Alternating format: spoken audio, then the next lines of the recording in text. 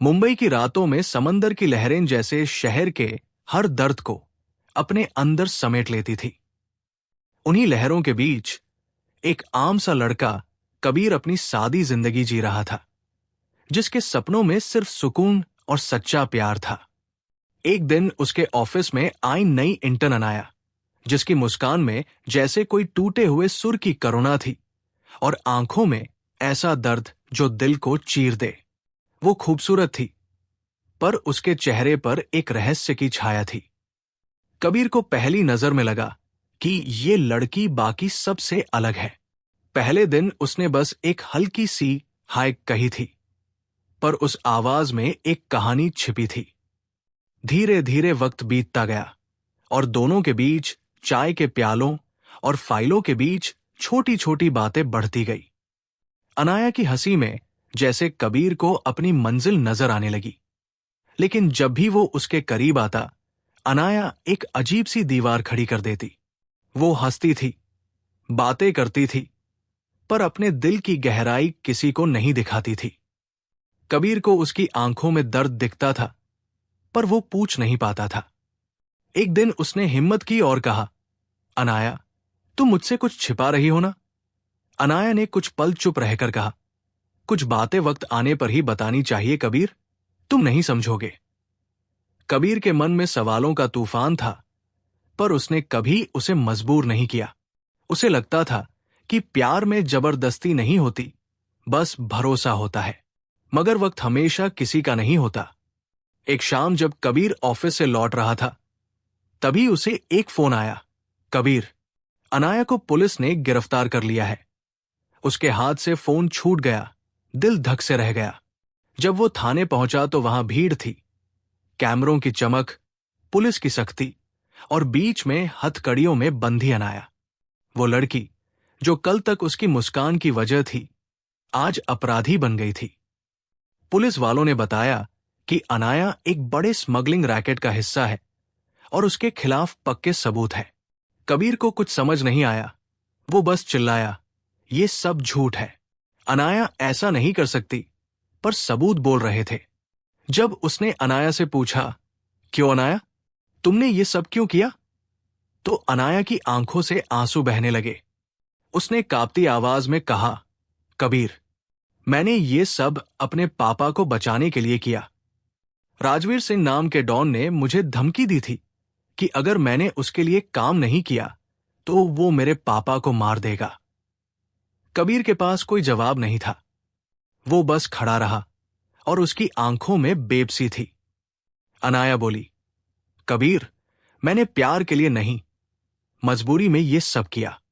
मैं तुम्हें साफ दिल से चाहती थी, इसलिए कभी सच्चाई नहीं बताई। मैं नहीं चाहती थी कि तुम मेरी इस गंदगी में फंसो।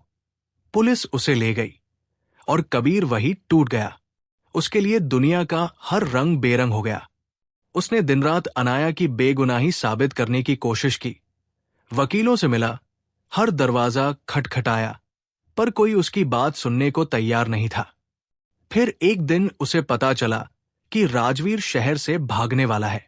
कबीर ने ठान लिया कि अब वो कुछ भी कर लेगा, पर उस शख्स को सजा देगा जिसने उसकी अनाया की जिंदगी तबाह कर दी।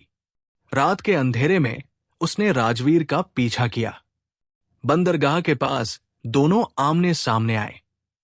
कबीर ने कहा, राजवीर, तूने अनाया की जिंदगी बर्बाद की, अब मैं तुझे नहीं छोड़ूंगा। राजवीर हंसा, वो तेरी नहीं, मेरी थी, और अब तेरी बर्बादी का वक्त है। गोली चली, हवा में बारूद की गंध भर गई। दोनों तरफ से गोलियां चली। आखिर में राजवीर जमीन पर गिर गया और कबीर खुद खून में लथपथ वही गिर पड़ा। पुलिस आई और कबीर को भी गिरफ्तार कर लिया गया। अब कहानी ने एक और दर्दनाक मोड़ लिया। अदालत ने कबीर और अनाया दोनों को जेल की सजा सुना दी।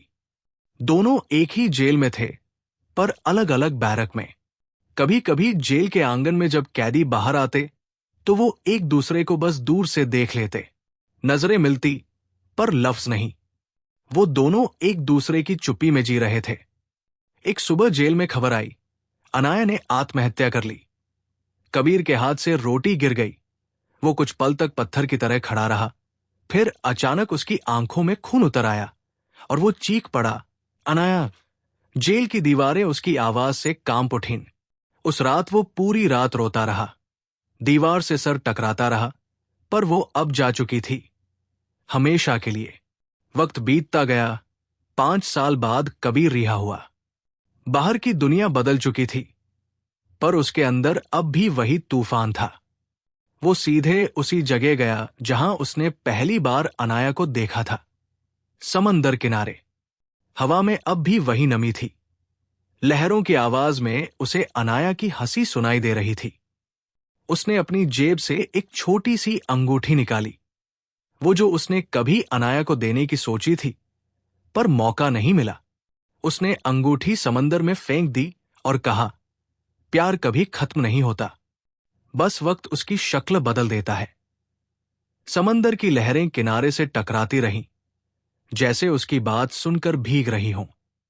सूरज डूब चुका था और आसमान में बस लाल रंग बाकी था, जैसे किसी ने उस प्यार की आखिरी सांसों को रंग दिया हो। कबीर धीरे धीरे चला गया, पीछे बस लहरों की आवाज, हवा में उसकी चीख और समंदर में डूबी एक मोहब्बत की कहानी रह गई। मोहब्बत की कीमत।